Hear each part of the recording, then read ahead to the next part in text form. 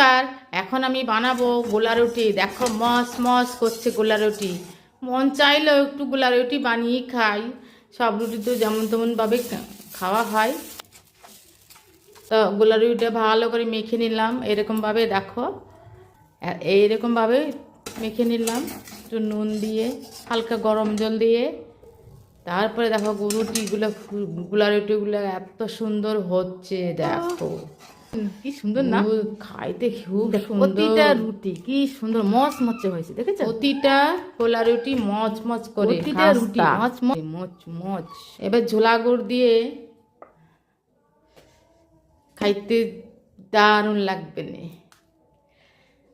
গুড়টা দিয়ে এবার একটু খেয়ে নিলাম। বিশাল,